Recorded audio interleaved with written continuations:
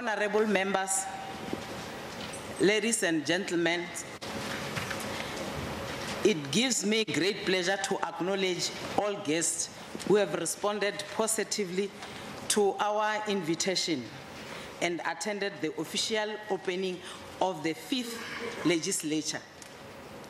Before I call the Premier to come to the podium, I therefore wish to indicate to the Honorable Premier that we have in the guest that we have in our midst.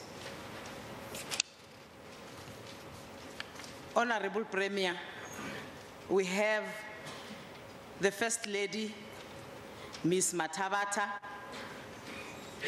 the Deputy Speaker, Mr. Lithogonono Masoga, the Deputy Minister in the Presidency,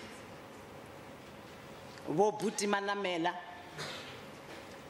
the Deputy Speaker of Eastern Cape Legislature, Honorable B. Tunyiswa, the Deputy Speaker of Northwest Legislature, Honorable J. Mangani, members of the Executive Council, honorable members of the legislatures and their partners, members of the National Council of Provinces, Provincial Public Service Commissioner, Mr. Mawasha, Provincial Commissioner on Gender Equality, Mr. Tim Holong, Provincial Human Rights Commissioner, Mr. V.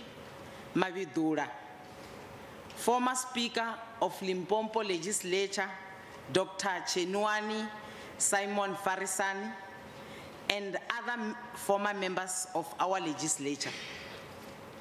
The Judge of the North Gauteng High Court, Honorable Justice Takalani Joseph Raulinga, the Judge of Limpopo High Court, Honorable Justice Kami Makafula,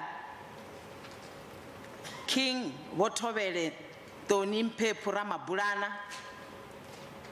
of the Bavenda, and the King Tulari Tulari of the Bapedi, and all traditional leaders present. The chairperson of the Provincial House of Traditional Leaders, Hoshi Dikhale, and your deputy, Provincial Head of Auditor General South Africa, Mr. D. Stradom, Provincial Head of the Public Protector, Mr. S. H. Samuel, Provincial Head of the IEC, Ms. M. Matita, Provincial Head of State South Africa, Mr. N. Mukwebo, Executive Mayors and Speakers of District and Local Municipalities, Chief Whips of District Municipalities, Premier's Guest, Speaker's Guest, Deputy Speaker's Guest, Acting Secretary of the Legislature, Mr.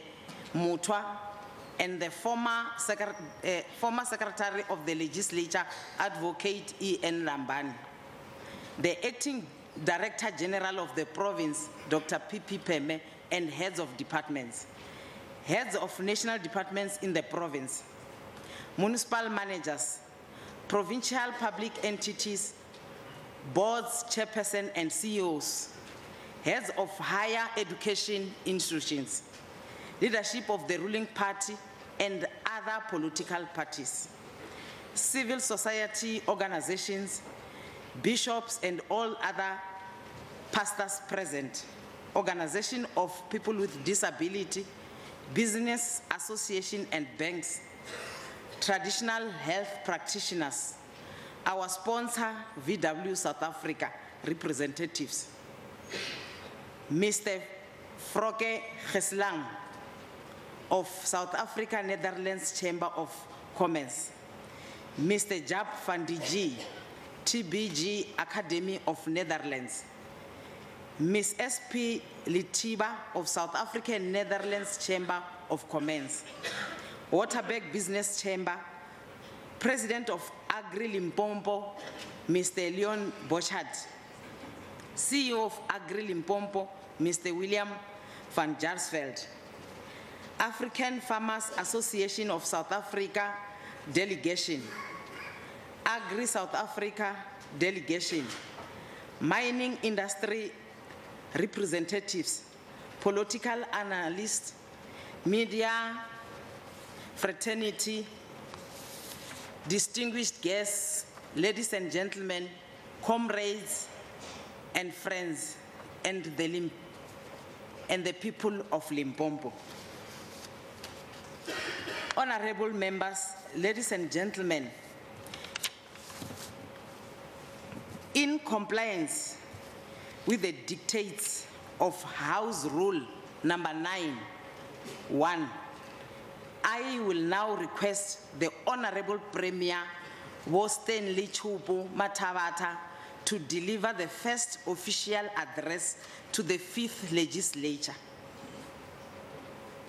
I will now request the praise singer before the Premier took the podium.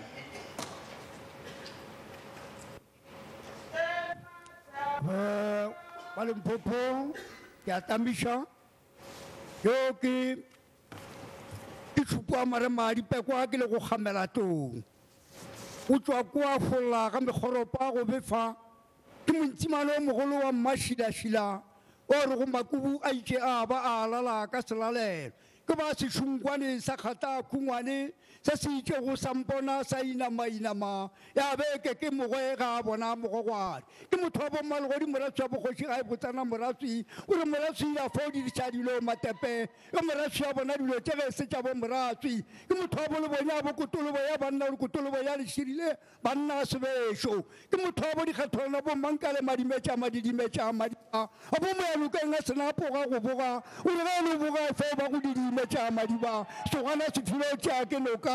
Munkelea nuka uveampona ufluenti sakaya. Kimutobo mulika kwa pimbalaba sesoma ragara sesoma la umulike. Uruwa na mahoma shoushale mahoma shuba ruguluga. Uruba ruguluga ekula. Uragabanya kisura manyaka hutunya umulike. Bammakisha ekula. Bammakisha tabe ya malaka tuko. Yonaya rasiekela. Samakelekele. Basalera tugairo bale. Hugu. Hugu.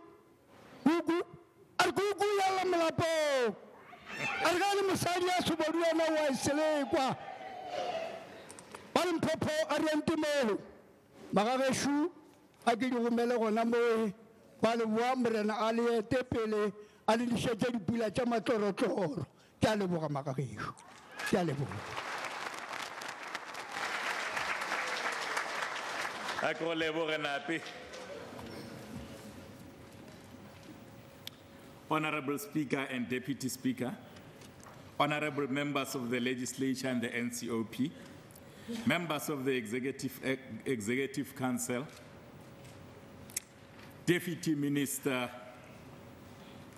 Witimanamela, speakers of various legislatures visiting us here, executive mayors and mayors of our local municipalities, members of the Diplomatic Corps, Provincial Commissioner of Police, Acting Director General and heads of departments, leaders of opposition parties, the leaders of the ruling party, the African National Congress, Chairperson of Limpopo House of Traditional Leaders, Mukoni Khoshi Gikhali, our esteemed majesties and royal highnesses Marochi Maparangwe, Lena Bagamafatinga Matele, former MPs and MPLs, stalwarts and veterans of our struggle, leaders of our Chapter 9 and Chapter 10 institutions, leaders of religious organizations,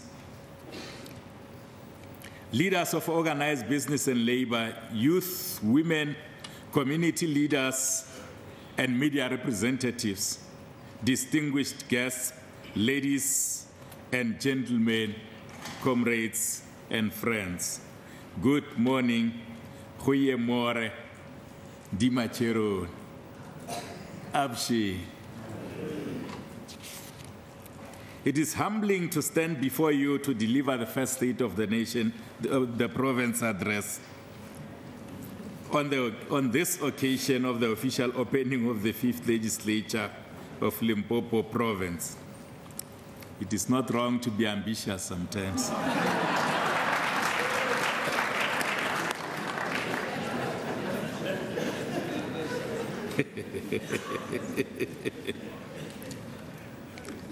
I extend my gratitude to you, Madam Speaker, for affording me an opportunity to speak to the people of this province. The sitting of our legislature takes place amidst exciting developments in our country.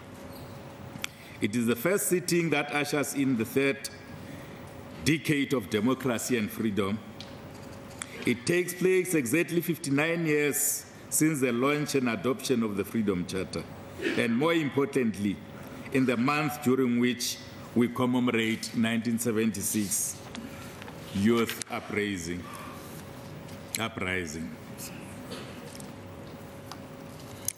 The 1976 generation of young people proved to the world that it is indeed nobody else but the oppressed people themselves who can determine the lifespan and the lifespan of any unjust system that occurs during their time.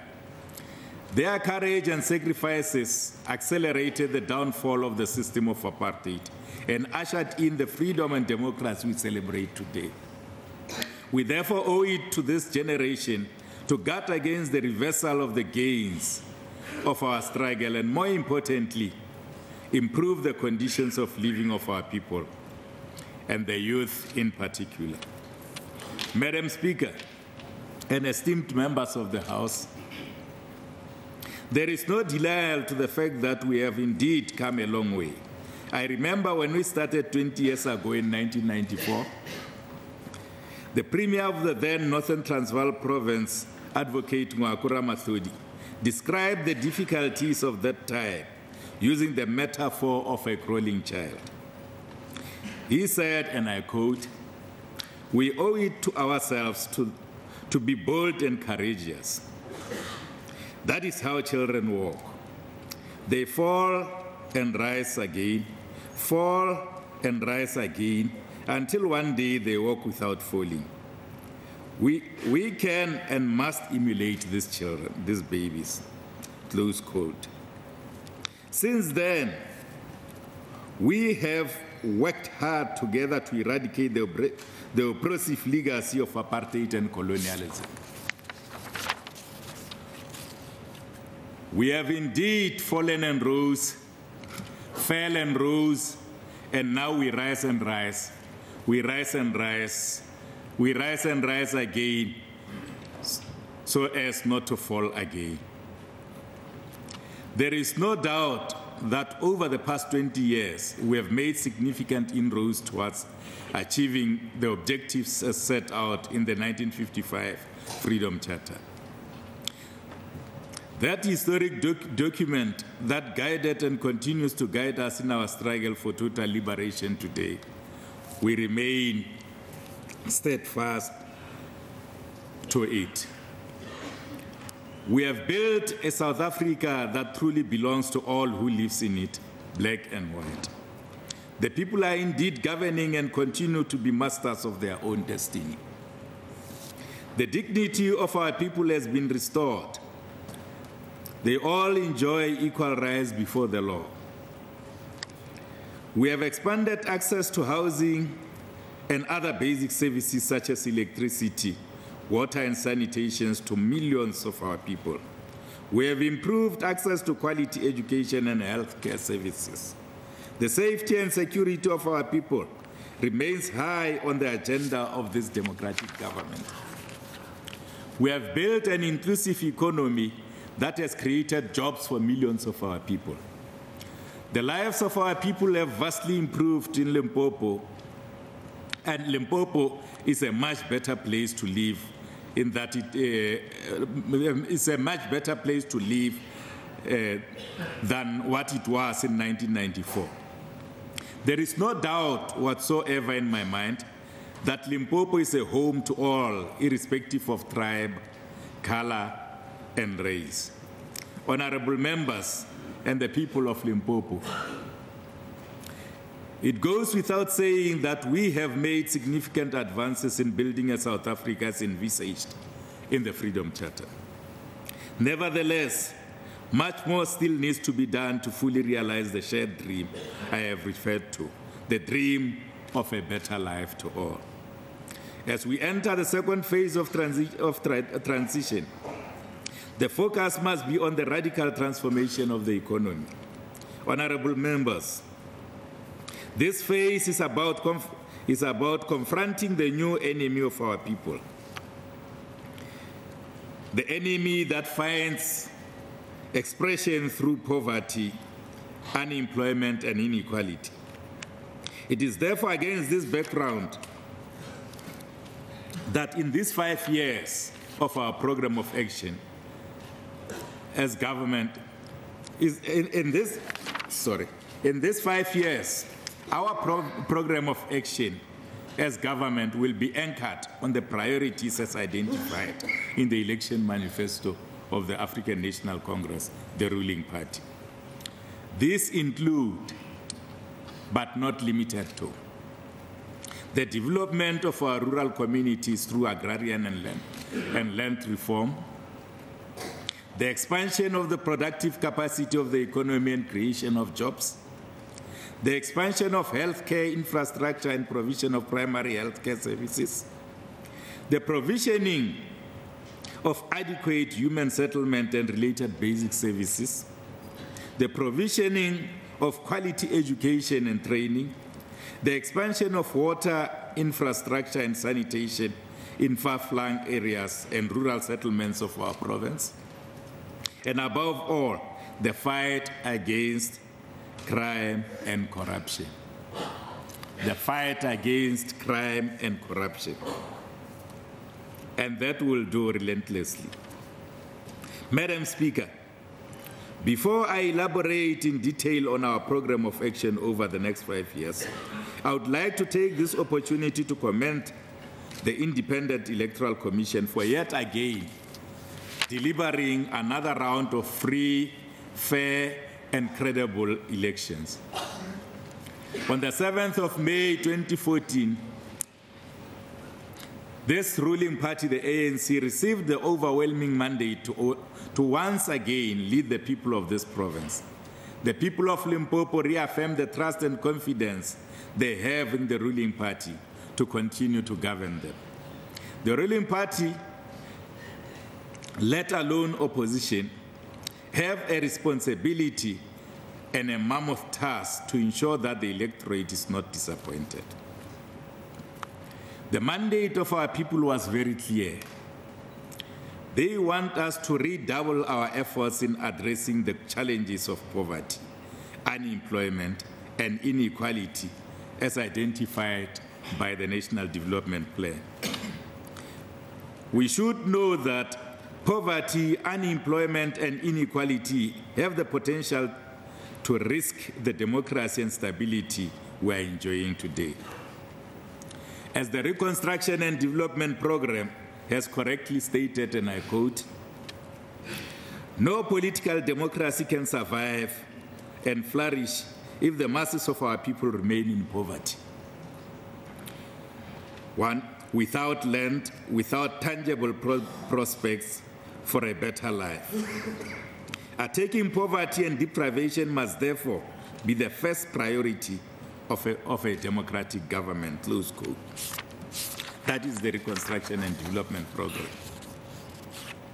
Madam Speaker, as we said earlier, we have entered a phase in our transition that requires decisive steps to help eradicate poverty, create jobs, and reduce inequality.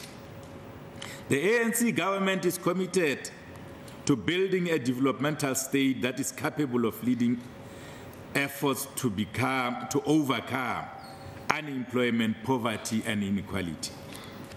We will, in partnership with the private sector, organized labor, and the civil society, work together to create conditions of the acceleration of economic growth and stimulation of job creation. We must institutionalize long-term planning, integration and coordination in order to meaningfully drive industrialization. Manufacturing and infrastructure development programs also shall be paramount on our program. Both government and private sector entities that are doing business in Limpopo, we urge them to procure their goods and services in this province. This will obviously assist in increasing local production and ultimately supporting the creation of sustainable and decent jobs. We must therefore actualize our resolve to build an economy that is people-centered, people-dominated, and people-led. You would remember when we came into power in 1994 with the Reconstruction and Development Program, we said this shall be a people-driven program. Nevertheless, these commitments fly in the face of a decline in economic growth experienced in our province from 4.5%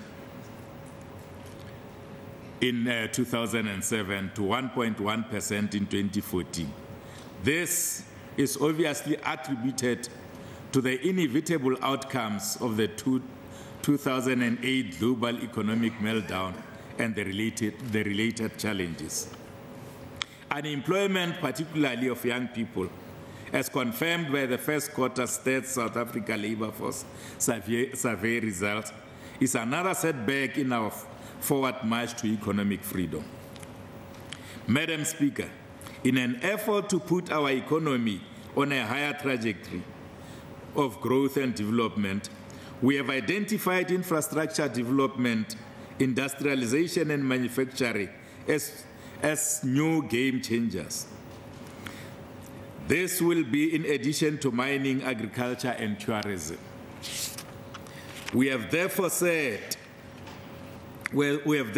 ourselves an economic growth target of 5% by 2019, and I have got no doubt that working together with all social partners, we can achieve this target. Madam Speaker, social and economic infrastructure is the backbone of the economy of our province.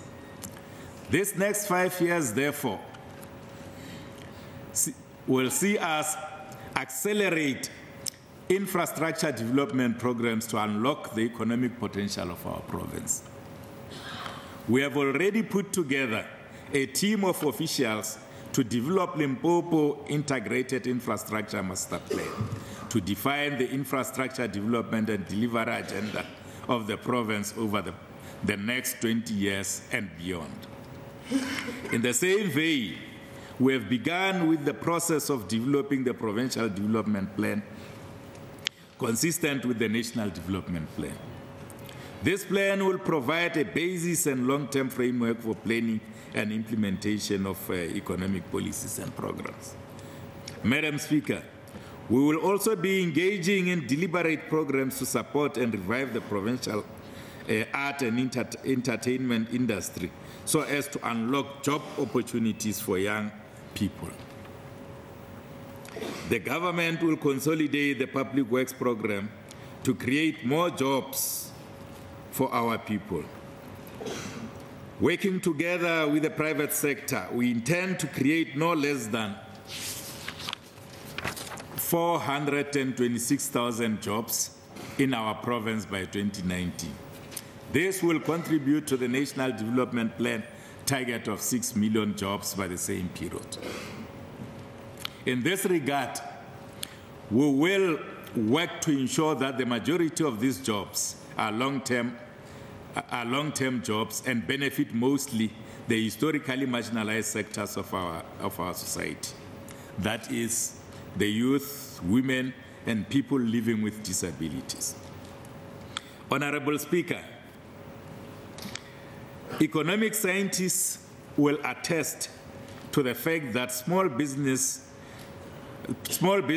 contribute immensely to both local and national economies. Accordingly, we will, through the Limpopo Economic Development Agency, strengthen our support to small and emerging businesses. To this end, the Executive Council has taken a decision to allocate more resources to leather so that it could do a lot on what I have just mentioned, that of ensuring that we empower our small business, or perhaps we build capacity in our small enterprises.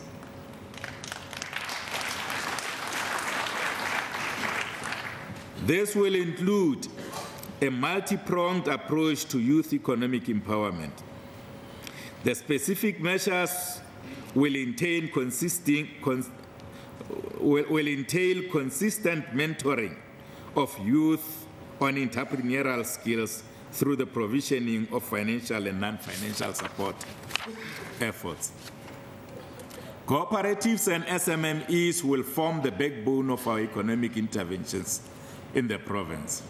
We will ensure that at least 10% of procurement of goods and services by government should be from both the cooperatives and SMMEs.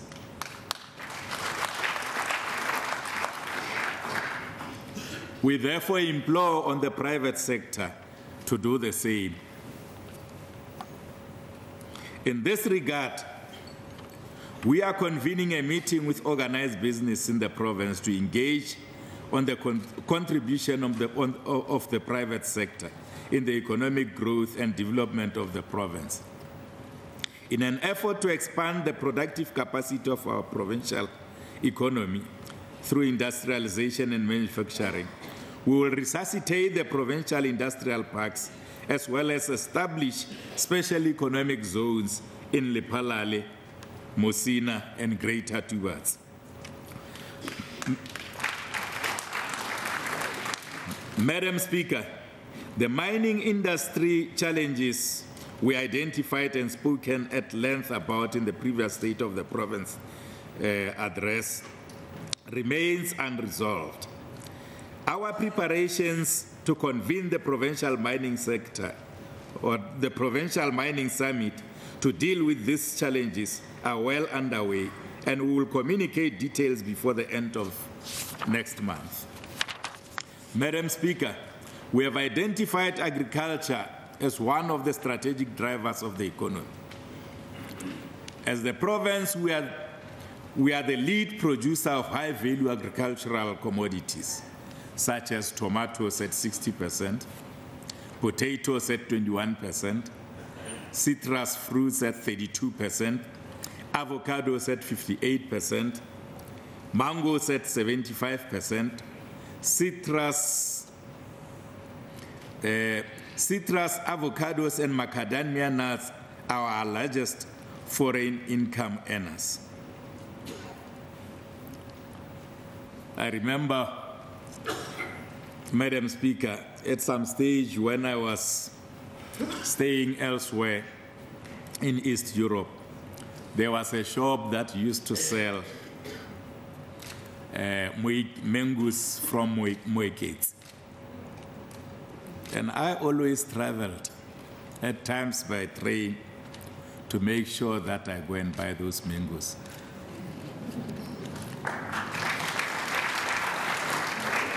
Because I always tell people that there are no better mangoes than Tsanin mangoes throughout the world. It is against this background that our program of action over the next 5 years must help us to maintain our position as the food basket of the country and the SADC region. The next 5 years will see us facilitate the conversion of 200,000 of the underutilized land in communal areas and land reform projects into productive units.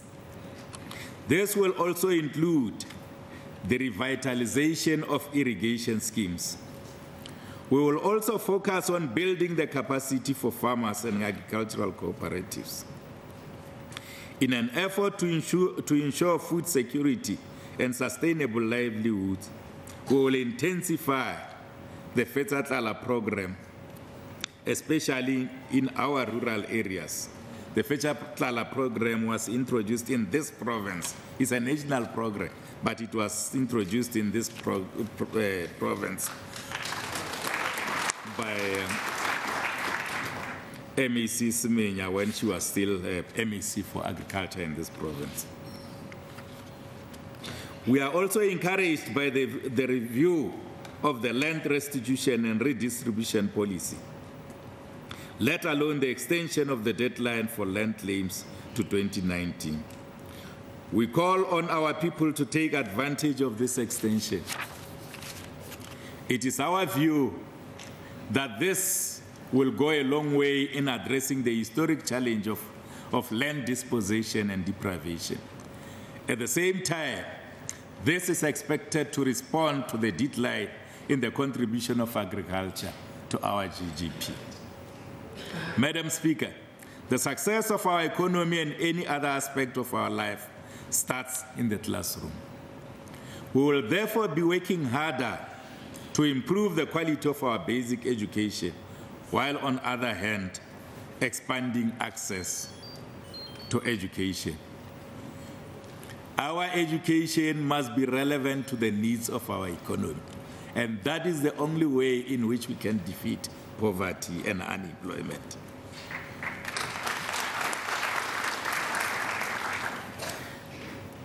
I know that with regard to the latter, bringing access to basic education, the government has done significantly well. However, the challenge remains equal access to higher quality education. Going forward, we will be focusing more on ensuring well-qualified teachers for our children, proper educational facilities, timely delivering of learner support material, and proper school management. Because we believe that more than resources, honorable members, proper management of the school produce the necessary results.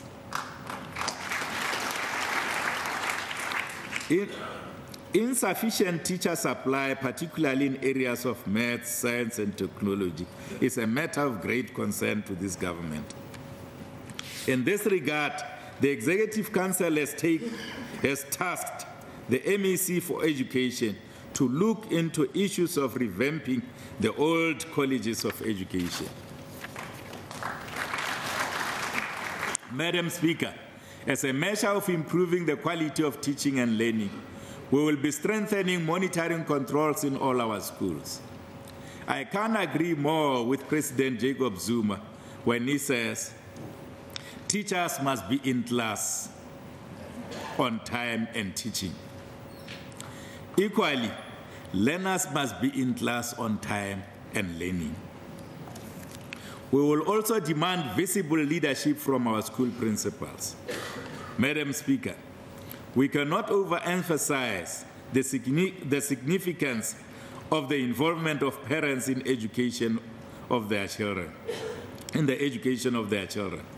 Parents must make sure that they support the SGBs and also hold them accountable. They must also make sure that their children are at school on time and also supervise them with their schoolwork. Parents should also assist the schools with the general discipline of their children. In this way, we will be able to make our schools real community centers of excellence.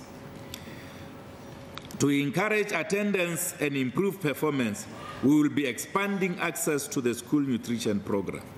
We will also ensure easy and safer access to schools for our learners by increasing the number of increasing the number of learners benefiting from the school or the scholar transport program. Honorable members would remember that our collective and relentless efforts have seen our province improve grade 12 results from a mere 48.9% in 2009 to over 70% in 2013. This is a remarkable achievement, but we are capable of much more than this. Our target for this year is no less than 80%.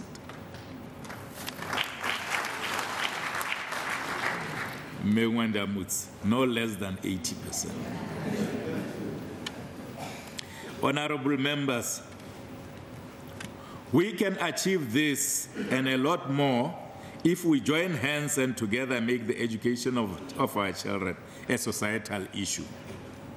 We must accept that we all have a role to play in the education of our children.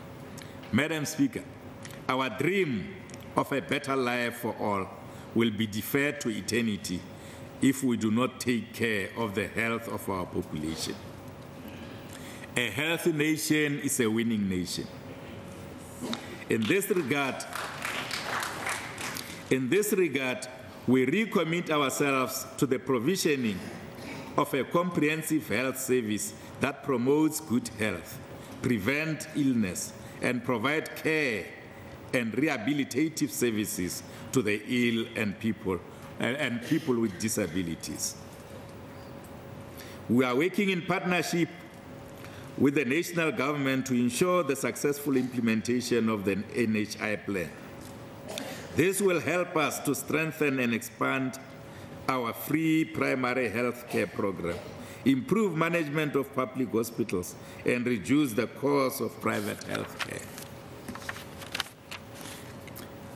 In these coming 5 years, we will continue our fight against HIV and AIDS, TB, as well as all non-communicable diseases.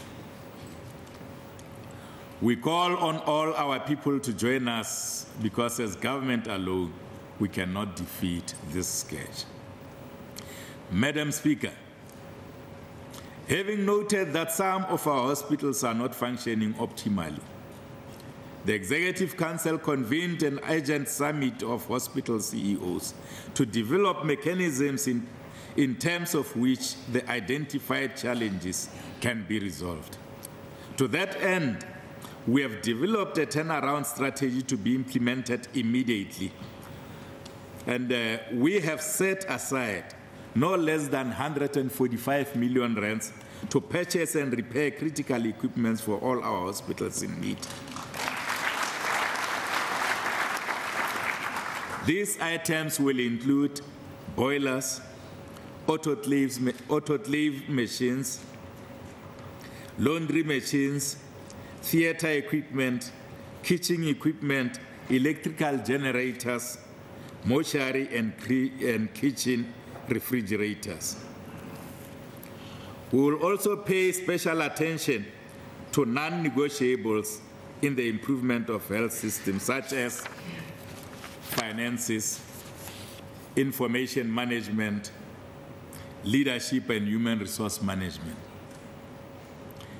It is high time that our hospitals are no longer called by those derogatory names that I mentioned last time, like Womautungagao, Rehuile Fela. It is our firm belief that this turnaround strategy will go a long way in improving the conditions of our health facilities and ensuring universal access to primary health care services. I think my friend Jack Small would agree with me on that one. We are also purchasing no less than 50 ambulances in this current financial year in an effort to improve the response time of our emergency medical services. Madam Speaker, the shortage of doctors in our hospitals remains a challenge. At the beginning of the year, we sent no less than 110 students to Cuba for medical training as doctors.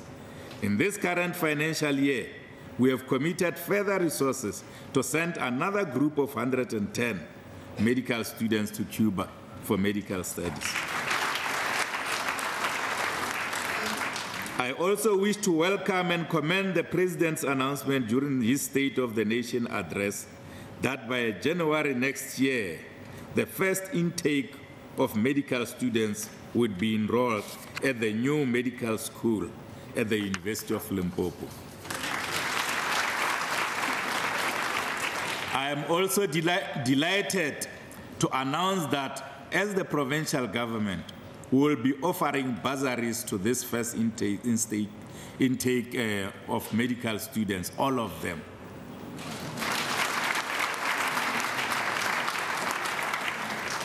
Honorable members, we are all agreed that an accountable, responsive, and capacitated local government is required in our endeavor to speed up the delivery of services to our people. The crucial task bestowed on our municipalities can never be overemphasized. It is in this context that we are identifying struggling municipalities that will become areas of focus in the implementation of our program of action over the next 5 years. Our support to municipalities will be based on responding to such challenges as poor accountability and relationship with communities, problems with the political administrative interface, poor compliance with the legislative and regulatory frameworks, corruption and fraud, lack of proper planning and poor project management, lack of forward and integrated planning on current and capital projects, at times, lack of suitably qualified and skilled personnel, and above all, none and under expenditure on municipal infrastructure grants. Our province cannot afford, Madam Speaker, to lose these grants to other provinces on a yearly basis, whilst the province remains with such a huge backlog of infrastructure development. In this connection, we will establish a team of knowledgeable individuals to assist in addressing these challenges that are hindering service delivery in that sphere of our government. This effort will enable the provincial government to oversee the performance of municipalities, and more importantly, ensure that communities are empowered to hold public representatives accountable. Madam Speaker, the people of Limpopo need water, and we shall provide them with water. It is unacceptable that communities around Nandoni Dam and other water sources are not primary beneficiaries to those projects. On the contrary, we find that water from these sources is being piped to faraway places while local communities remain without even a single drop to drink. As government, we are going to ensure that this situation is reversed as soon as it is possible for the benefit of the communities in question. Madam Speaker, the fight against crime and corruption is one of the critical priorities identified by this government. This is simply because, more than anything else, crime and corruption undermine society's ability to operate fairly and efficiently, let alone the government's ability to deliver on its mandate. Our commitment, therefore, is to act decisively against corruption both in public and private sector. This we will do using the strong anti-crime and corruption institutions we have at our disposal. The Premier's hotline, including those equivalent facilities in our municipalities, should make it easier for citizens to report incidents of corruption. Ladies and gentlemen, you do not even have to be sure that corruption is taking place or has taken place. Just a reasonable suspicion of corruption is enough to be reported. Please report it.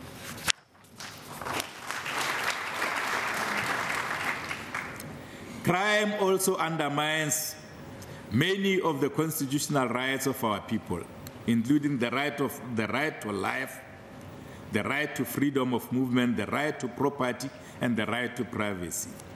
The mushrooming of taverns and shebeens in our townships and villages, mostly planted in front of our schools and churches, also contributes to the scourge of crime.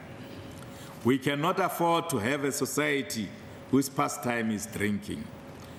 This often results in women and children abuse and other crimes.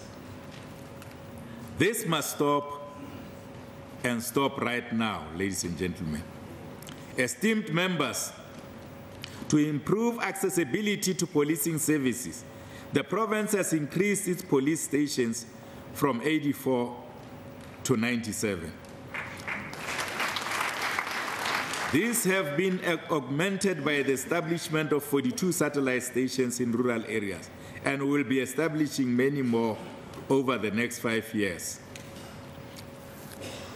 In an effort to promote good relations between the police and our communities, community policing forums, community policing structures such as the community policing forums and community safety forums have been established. We call on our communities to establish many more of these structures. United in action, we can win this war against crime and corruption. Esteemed members, traditional leaders remain the reliable custodian of our culture and tradition.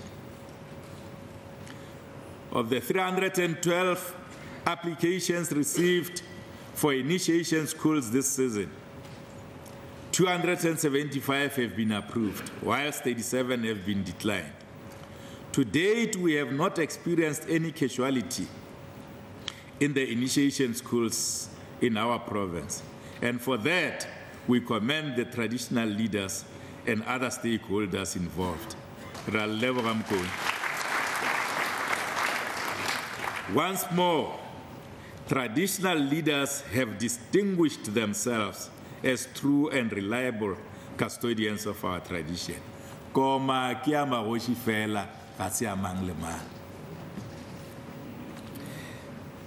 However, it has come to my attention that there are attempts to run illegal initiation schools in some parts of the province.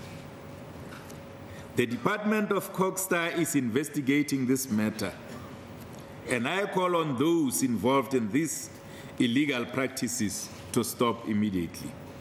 We implore on this House to finalize the bill on initiation schools so that we can deal with these people who continue to undermine this cultural practice of the African people. Madam Speaker, we also take pride in announcing that we have paid the salary arrears and scale adjustment of the traditional leaders this week.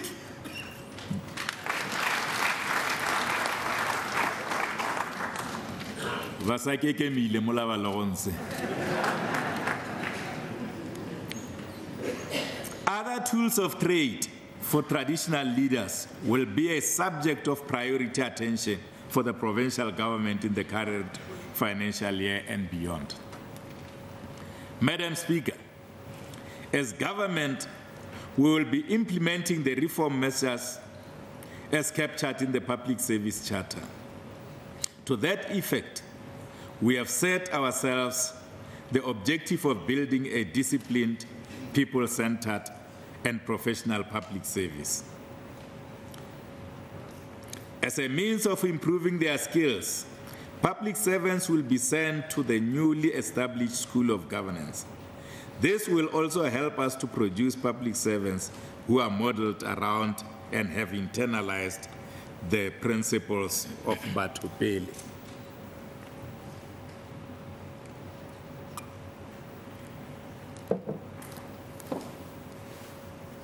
Madam Speaker, the NETLEC resolution demands of government to to have no less than 2% of people living with disabilities in the employ of the public service. We are delighted to announce that as the provincial government, we have surpassed this target at SMS level. Over the next 5 years, we undertake to increase the number of people with disabilities in the employ of provincial government. We will also work hard to ensure the full implementation of progressive legislations such as the Promotion of Equality and Prevention of Unfair Discrimination Act, so as to protect and advance the rights of people living with disabilities. Madam Speaker, it is now 2.5 years since the Cabinet's decision to place 5 of our provincial departments under administration in terms of Section 101B of the Constitution. As we all know, this measure was necessitated by the need to restore the province to a sound financial footing and thus build a sustainable capacity in government. Equally important was the need to ensure full compliance with all legislations, including the Public Finance Management Act. I am therefore pleased that both the Provincial Executive Council and Section 100B administrators are of one view that the province has turned the corner.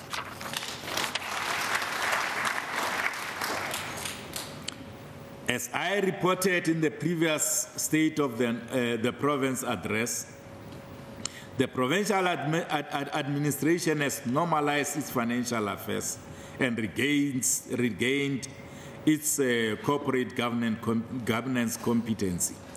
We have turned the situation around and we are no longer in the red.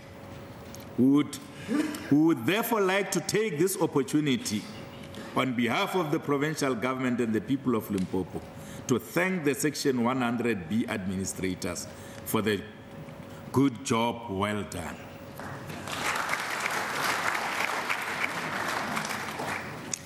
Madam Speaker, as I move towards my conclusion, I wish to thank some of our gallant athletes who made us proud during the recent Comrades Marathon in Durban. Of the top 10 positions, 4 are from this province, with Mr.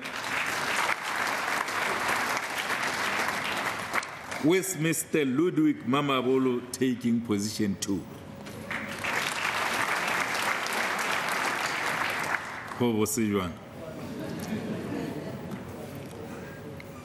Amongst the leading top 10 women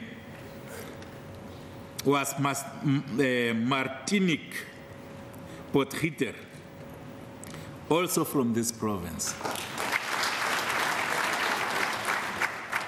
Although we are not participating in the 2014 FIFA World Cup as a country, Limpopo was represented in Brazil by a group of 4 grannies of Vakekolo Bakokolo Football Club, led by Began Samuis.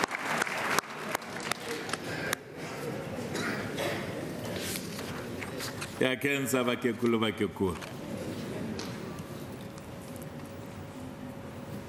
These athletes, Mr. Ludwig Mamabolo, Miss Martinique Potgieter, and our Vakekolo are in the gallery today. And we welcome you. We really welcome you. Madam Speaker, I have since directed the MEC for Sports, Arts and Culture to urgently call a sports summit of all sporting codes in the province. The summit will, among other things, inform us in terms of improving sporting activities and participation across the province. In the same vein, I also believe that there is a need for an arts summit Arts and Culture Summit to look into issues of interest and concern to our artists. I also wish to congratulate Polokwane City for retaining their PSL status. We would also like to commend Black Leopards for their determination and form they displayed during the playoffs. This form should be carried through their renewed battle for the promotion next year, and that shall include Baroka.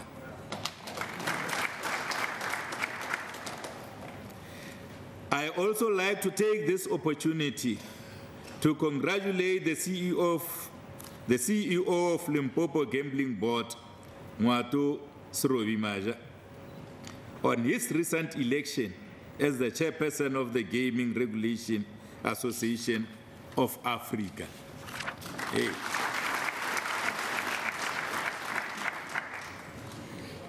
I also wish to acknowledge the presence of two young women,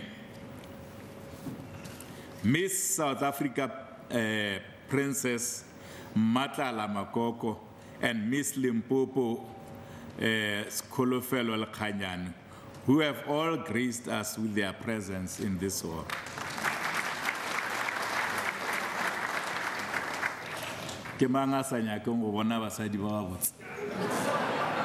Can you please stand up so that you can be appreciated wherever you are?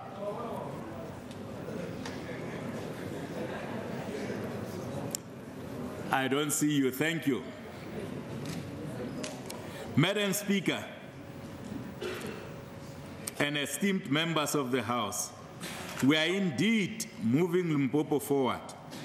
From here on, our province must never be the same again.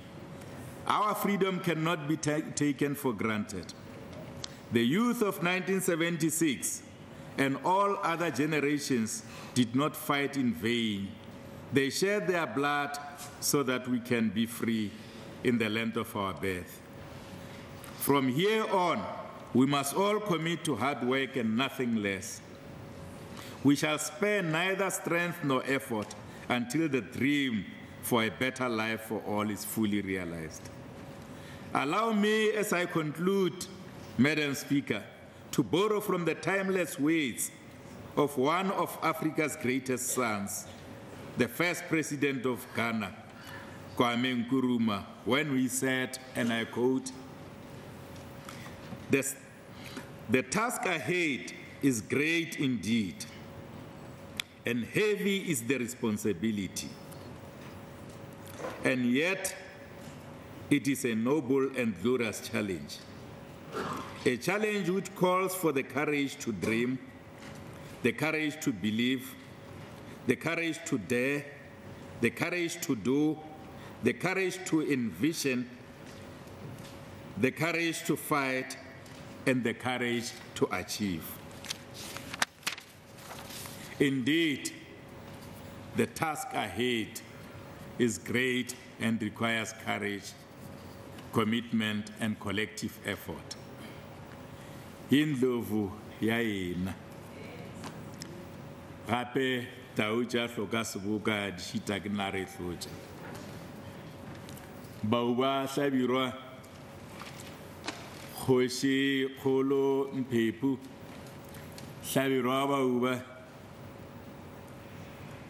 ke a tshepa le kgono ke tla be ke re reša ge nkare Moleti Skuba ka gore e swana yona ke nayo e tloga ya gapa ke ba melala ditimpa le phaka tša mahuto. Moleti Skuba.